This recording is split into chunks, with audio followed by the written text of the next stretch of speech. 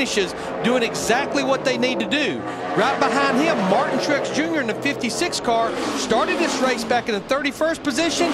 We're starting to see teams make moves and changes halfway through the race to the chase. Comes here with a brand new crew chief, Chris. Chad Johnston replaces Pat Tryson.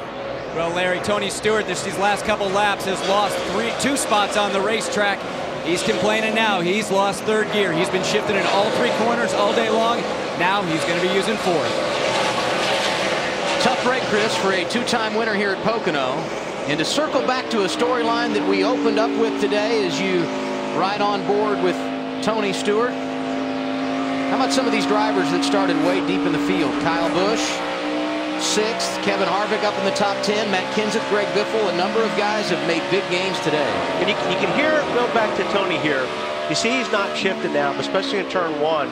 You hear the difference in the RPMs when you're shifting and you're not shifting. The car lugs up off the corner more when you're not downshifting. So it's actually a little bit slower. Tony Stewart right now still in the top 10. Scored in the 7th position. Let's listen in. I lost third gear. 10-4, bud, 10-4. Just want to thank NASCAR for having us shift 600 times today. Appreciate that. Yeah, you know, and he's talking about losing third gear. Bad part about losing third gear is means there's parts and pieces jumping around down in that transmission. There could be. Yeah. I mean, when you tear teeth off and things start happening, and we've seen it happen with other guys. And you're pointing at the RPMs right now to show how low they go. 2,000 RPMs difference between shifting and not shifting. Yeah, and when you've set your car up and you've been driving it like you've shifted all day, it's a totally different second half of the race for Tony than it was at the beginning. You heard he was a little upset. And a long way to go. Almost 70 laps remaining with Kurt Busch out front this afternoon.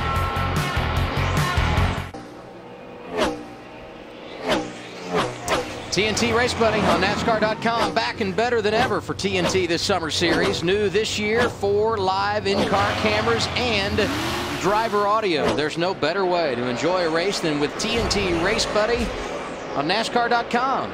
Log on while you're watching us here on TNT.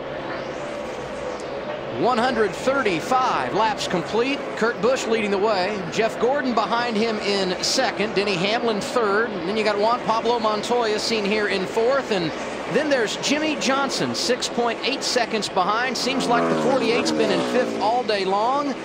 Not bad. And he is our Pizza Hut fan favorite driver. He's making some ground right now. Ooh, well, he was some ground. that leaving ugly. the rubber on the wall probably scrubbed a little speed off, but he's been making some ground up on the 42. Johnson not the only one. Kyle Busch behind him also getting a piece of the safer barrier off turn 1. You know, but again, the sun's come out a little bit. These guys have adjusted one way the first part of the race. Now they got to adjust another way.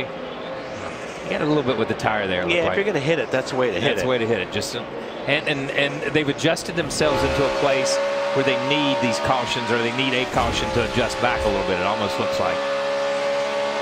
Casey Kane, a driver we've talked about quite a bit today in the top 10. He's dropped back to 14th. And we were talking earlier, Larry, about the issues with Tony Stewart in the transmission. What do you have for us down at the Toyota Torque car? Well, when you think about it, 136 laps into this race, we know of 3 transmission failures. Jamie McMurray, Marcus Ambrose, and now Tony Stewart. And we talked to Kurt Busch yesterday, and he kind of shed some light on this. When you're in 3rd gear, you're not in the 1-to-1, and it generates a lot of heat. Some teams elected to go with a transmission cooler, some did not. In fact, Kurt Busch told us he would base how much he would shift and run 3rd gear as to what his transmission temperature showed him. I'll tell you something that I noticed, Larry, and I'm not sure if it's got a whole lot to do with some of these guys, but guys like Tony Stewart and Montoya and some of these other guys are downshifting as they're going down into turn 1. And then you got guys like Denny Hamlin and some of those guys. They don't downshift until the RPMs are at the very bottom. They don't downshift until they're ready to pick up the gas after they go through turn 1, which is going to be easier on the gearbox. Well, and Wally, nobody is probably a better road racer than Wally Dallenbach. And, you know, we see these guys shifting without the clutch on the upshift, but it gets a little bit tricky on the downshift. Okay, and Larry, let's be real clear. We heard what Tony had to say. NASCAR is not making these guys shift, are they?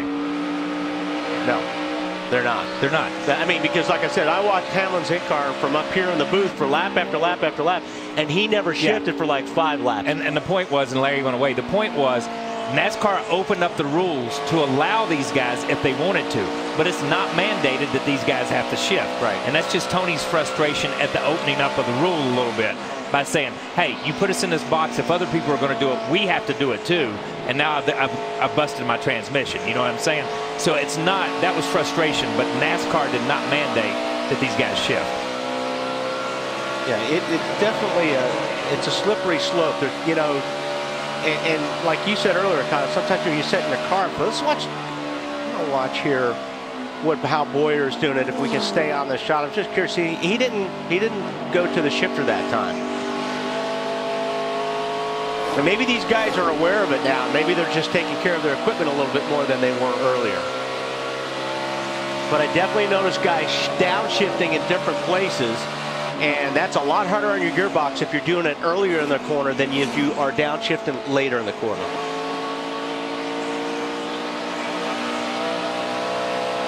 Clint Bowyer 21st in the running order today.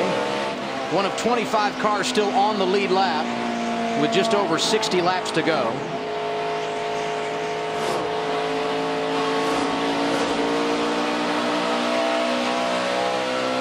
Last time everyone pitted under caution at lap 112. We're at lap 139 and a cycle of green flag pit stops underway. Martin Truex Jr. coming in and also A.J. Allmendinger making a stop. Marty?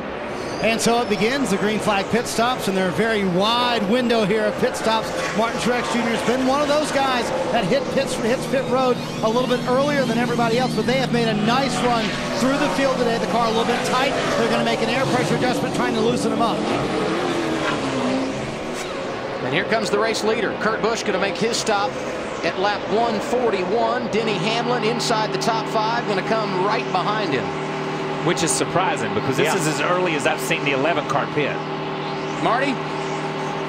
Yeah, Adam, I just talked to Steve Addington a moment ago, and he said that they did get it full, but they wanted to pit a little bit earlier here than everybody else. They're going to go a quarter down on the track bar, trying to get that car to tighten up early in a run. Kurt said that's where I'm losing my time.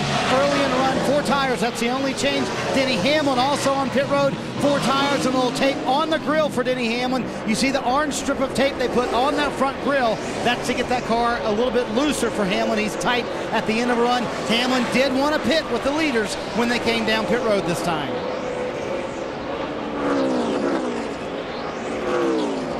Jeff Gordon took over the race lead, but now he will come to pit road. Let's follow his stop. Matt Yoakum? Adam, 2 laps ago, Jeff Gordon keyed the mic and said, I brushed the wall. You might want to take a look at that. When the guys get to the right side, he slides to a stop, pulling the tear off of Gordon. He says his car needs a little more grip on this 24 machine. Alan Gutchison's Matt says they should be good to go on one more stop. Possibly Jimmy Johnson's in. Track bar adjustment for Johnson. He needs more grip. He was reporting some issues over in the tunnel through with oil. No one else, though. Marty. Juan Pablo Montoya pitting from 4th at the very head end of pit road here. 4 tires, a very small air pressure adjustment. Brian Patty said, I want you to count to 2 Mississippi. Once we drop the jack, make sure we get it full. Matt? They're waiting on fuel for Greg Biffle in the 16. The last match, they were very, very close. At one point, 3 gallons short of making it on one more stop. The new race leader is Kyle Busch. He is yet to make a pit stop. Here comes the 18 off turn 3, and once again he will bypass the pit lane. Ryan Newman 2nd, Tony Stewart 3rd, Dale Jr. 4th, Kevin Harvick is 5th. Newman and Stewart giving up position. Both will pit here under green. Matt?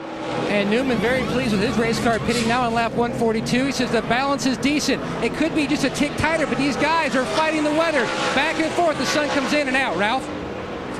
Loose off is a call for Dale Earnhardt Jr. They're going to make a wedge adjustment and get him back out. He's underway. 4 tires and fuel, Marty. Ralph, look who's pitting at the end of a pit sequence. Kevin Harvick, he said the car, very good. I just can't lay the throttle down like I would like. So it's a little bit tight on exit for Kevin Harvick. Then make an air pressure adjustment to loosen him up. And again, waiting about 2 beats on that fuel to make sure it's full, Adam. His teammate Clint Boyer also making a pit stop here at lap 142.